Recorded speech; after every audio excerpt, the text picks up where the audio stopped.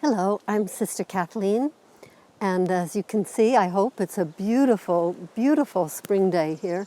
It's cloudy, but the breezes are blowing and the perfume of the flowers is drifting this way, and the birds are singing, and it's not too hot and it's not too cold, and just a lovely day to be outside. So I'm happy to have this opportunity to talk to you.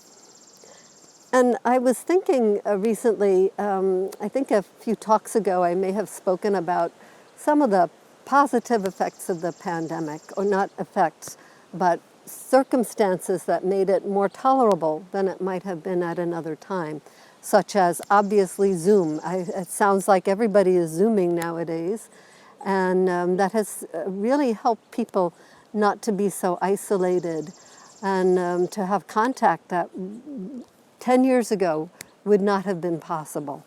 People would have been much more isolated. However, now that we're emerging from the worst of the pandemic, it seems, as far as we can tell, please God, at least in this country, and hopefully before another year or so is out, hopefully, please God, worldwide, we're seeing some of the negative effects of those same positive aspects. Is Zoom replacing face-to-face meetings? We've discovered how easy it is, how well we can use it. I don't have that much experience using Zoom, but I have certainly had one or two meetings in the business meetings in the course of the last year or two. But I hear a great deal about people who are having meetings and family gatherings and so on by Zoom. Now, obviously, people are happy to be able to gather much more so in person now than was the case before. But still, there's a way when there are distances that it's just easier to use the internet than to pay for a long-distance plane ticket or whatever it might be.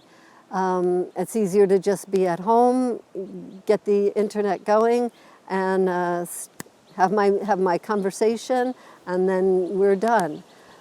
And so there is some concern that what's going to happen as a result? Have we become maybe more dependent on the internet than is, well, we obviously have in general, but that the pandemic has made us perhaps even exaggerated a problem that was already in existence of too much screen time and not enough person-to-person FaceTime. Now here I am saying that, and I'm making a video that's going to be on screen time.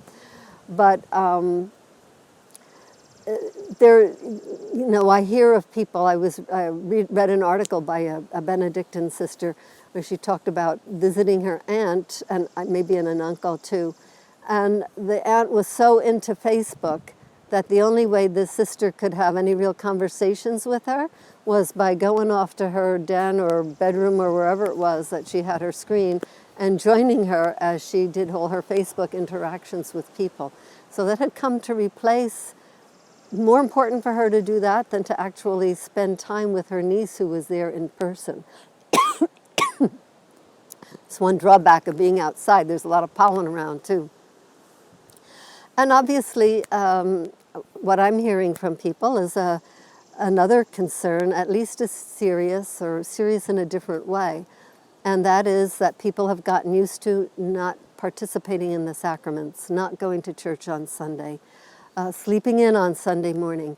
And it seems, in many ways, it's especially younger people, family people, that from what I've heard from people who say it's the elderly who are more vulnerable to the COVID, who have actually continued courageously going to church because to receive the sacraments, to pray with the body of Christ is so important to them, and how discouraged they are seeing far fewer young people taking the same risks, which actually are often smaller risks for the younger. So that's something that we really don't know how that's going to pan out.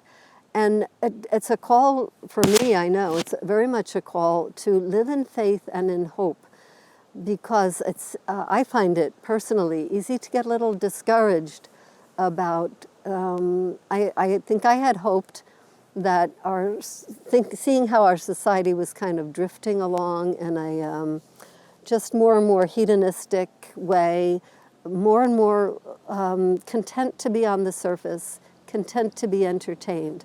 And I was hoping the pandemic, with all its real dangers, would be a great opportunity for people also to go deeper, to reach more deeply inside, to realize there's more to life than just being entertained and just having a pleasant time. And I'm not sure that has happened. I'm really not sure. It almost seems as if instead there has been even a greater increase in self-protectiveness rather than reaching out, more concern for life just on this earth, that I extend my life as long as possible, rather than an opportunity to look at what are the things of eternity. So that's hard for all of us who are people of faith, because we have a precious gift that we desire to hand on. And it's hard for our faith when we see things, as it seems, going in a bad direction. So I certainly don't have an answer to that. I struggle with it myself, struggle with how to handle it, how to deal with it.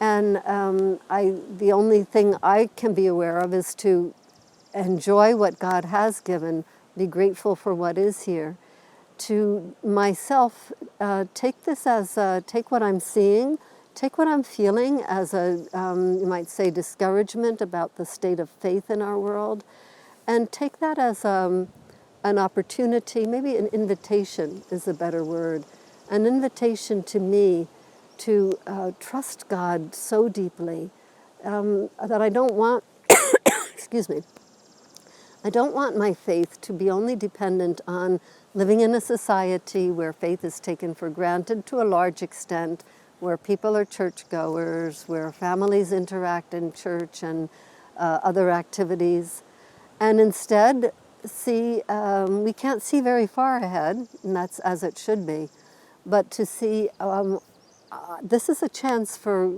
deepening my own faith, for removing it from that familiar, comfortable, social, cultural atmosphere that I had taken for granted, and to let it become more and more a faith that's really rooted in God and trust in God regardless of what happens.